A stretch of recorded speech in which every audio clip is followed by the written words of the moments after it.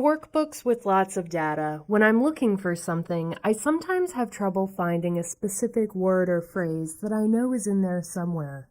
The Find feature can help by searching the workbook for you. Just click Find and select on the ribbon. Then choose Find and type the word or phrase you're looking for. When you're done, click Find Next in the dialog box. If the word or phrase is found, the cell containing it will be selected.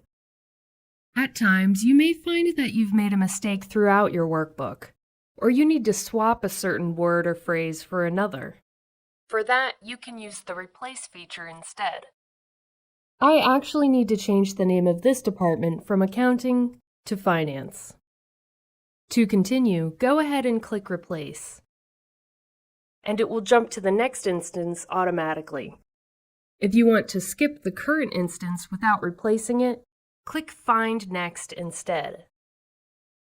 Alternatively, to replace every instance without having to review each one, click Replace All, and the entire workbook will be updated.